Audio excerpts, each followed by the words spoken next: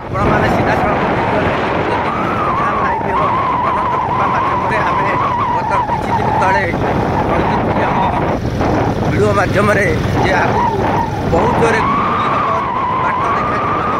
ତ ଆଜି ମଧ୍ୟ ଦେଖୁଛନ୍ତି ଆପଣମାନେ ସିଧାସଳଖ। ଆଜି ହେଉଛି 27 ତାରିଖ ମାର୍ଚ୍ଚ 26 ତାରିଖ। ତେବେ ଆପଣମାନେ ଦେଖନ୍ତୁ ସୂର୍ଯ୍ୟ ଆସିକି ପାଖାପାଖି ଆଜି 8ଟା 8:30 କି 9ଟା ପାଖାପାଖି ସମୟ ହେଇଗଲାଣି। ବୋଧହୁଏ 9ଟା ବାଜିଲାଣି। ତ କିନ୍ତୁ ଏପର୍ଯ୍ୟନ୍ତ ଅନ୍ଧକାରମୟ ରହିଛି। ସିଧାସଳଖ ଭିଡ଼ିଓ ଦେଖୁଛନ୍ତି ଆପଣମାନେ। ଏଇ ଯେଉଁ ଆଖି ଦେଖା ମାନେ ପ୍ରାୟ 9ଟା ପାଖାପାଖି ହେଇଛି। 9ଟା ହେଲେ ମଧ୍ୟ ଏପର୍ଯ୍ୟନ୍ତ ସୂର୍ଯ୍ୟ ପ୍ରକୋପ ମଧ୍ୟ କିଛି ଭେଦ କରିପାରୁନି। କୁହୁଡ଼ିକୁ ଦେଖାଯାଉଛି ସକାଳ ରାତି 4ଟା ଯେମିତି ଭୋରର ଦେଖାଯାଏ ସମୟ ସେଭଳି ଲାଗୁଛି। ଅନ୍ଧକାର କୁହାଯାଇଥିଲା ମାଳିକା ଅନୁସାରେ ପ୍ରମାଣ ହେବାକୁ ଯାଉଛି। ଯେହେତୁ ଦିନ ଶନିର ସଂଯୋଗ ଆସୁଛି ଆଗକୁ, ଦିନ ଶନି ପୂର୍ବରୁ ବହୁତ କିଛି ମାନେ ବିଲକ୍ଷଣ ଦେଖାଯିବ ସାରା ବିଶ୍ୱ ପାଇଁ ଏବଂ ଏହାର ଭାରତ ଏବଂ ଓଡ଼ିଶାରେ ଏହାର ପ୍ରଭାବ ପଡ଼ିବ। ଦେଖିପାରୁଥିବେ ସିଧାସଳଖ ଭିଜୁଆଲ ଆମ ସନ୍ଧ୍ୟା ଲାଇଭ୍ ଏବଂ ଅନନ୍ତ କୃପା ମାଧ୍ୟମରେ ଆମେ ମଧ୍ୟ ଗାଡ଼ିରେ ଡ୍ରାଇଭିଂ କରୁଛୁ, ଯାଉଛୁ। ଆପଣମାନେ ସିଧାସଳଖ ଦେଖିପାରୁଥିବେ କିଛି ଦୃଶ୍ୟ ମଧ୍ୟ ବିଶେଷ କରି ଦେଖାଯାଉନି। ସମୟ ଦିନ 9ଟା ହେଲାଣି, ମାର୍ଚ୍ଚ 26 ତାରିଖ।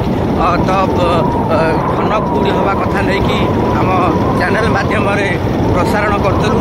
ଆଜି ସେଇ କଥା ସତ ହେବାର ଲାଗିଛି। ଇଏ ହେଉଛି ମାର୍ଚ୍ଚ ମାସ।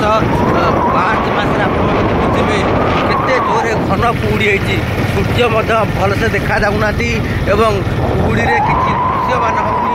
ପାଖାପାଖି ଦୃଶ୍ୟ ଯେଉଁଠି ଦେଖା ହେବା କଥା ସେତିକି ମଧ୍ୟ ହେଉନି। ଖାଲି ଯେତିକି ଯେଉଁଭଳି ପରିମାଣରେ କୁହୁଡ଼ି ହେଉଛନ୍ତି ଆପଣମାନେ ତ ସିଧା ଭିଜୁଆଲ ମାଧ୍ୟମରେ ଦେଖନ୍ତୁ। ବିଲର ଦୃଶ୍ୟ ପୁରା ଯେମିତି ସତେ ଯେମିତି ଅନ୍ଧକାର ଘୋଟି ଆସିଛି ବା ଯେମିତି ମେଘାଚ୍ଛନ୍ନ ଭଳି ଆକାଶ ଦେଖାଯାଉଛି।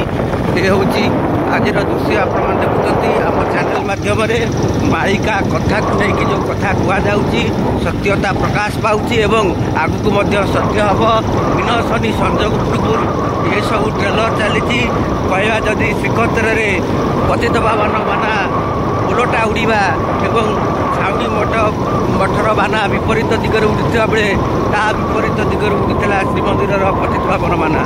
ତା ପୂର୍ବରୁ ମଧ୍ୟ ଅନେକ ବିଲକ୍ଷଣ ଶ୍ରୀମନ୍ଦିର ଦୃଶ୍ୟମାନ ହେଇଥିଲା। ଏପରି କଳିର ଶେଷ ପର୍ଯ୍ୟାୟରେ ବୋଧହୁଏ ଏଭଳି ବିଲକ୍ଷଣ ଦେଖାଯାଉଛି। ତେଣୁକରି ପ୍ରଭୁଙ୍କର ଶରଣାଗତ ହେବା ପାଇଁ, ପ୍ରଭୁଙ୍କର କୃପା ଲାଭ କରିବା ପାଇଁ ଏ ସମୟ ଆସିଛି। ଯେଉଁମାନେ ଭକ୍ତ ଅଛନ୍ତି ସେମାନେ ପ୍ରଭୁ କୃପା ନିଶ୍ଚିତ କୃପା କରିବା ଆବଶ୍ୟକ ରହିଛି। କାରଣ ଏ ସମୟରେ ଭଗବାନଙ୍କୁ ପ୍ରାର୍ଥନା ଏବଂ ତାଙ୍କ ଶରଣାଗତ ହେବା ଆବଶ୍ୟକ ରହିଛି। କାରଣ ଏ ଯେଉଁ ମୀନ ଶନି ସଂଯୋଗ ଆସୁଛି ବହୁତ କିଛି କ୍ଷତି କରିବ ସାରା ବିଶ୍ୱ ପାଇଁ। ବଡ଼ ବଡ଼ ବିପଦ ଆଣିବ। ପଞ୍ଚଭୂତରେ ମଧ୍ୟ ପ୍ରଳୟ ହେବ, ମହାପ୍ରଳୟ ମଧ୍ୟ ତାଣ୍ଡବ ରଚିବ। ଏସବୁ ବିଲକ୍ଷଣ ଦେଖାଯିବ। ଯେଉଁ କଥା ମହାପୁରୁଷମାନେ 600 ବର୍ଷ ତଳୁ ଦେଖିଥିଲେ ମାଳିକାରେ ତାହା ଆଜି ସତ୍ୟ ହେବାକୁ ଯାଉଛି। ଜୟ ଜଗନ୍ନାଥ, ଜୟ ଜଗନ୍ନାଥ, ହର ହର ମହାଦେବ।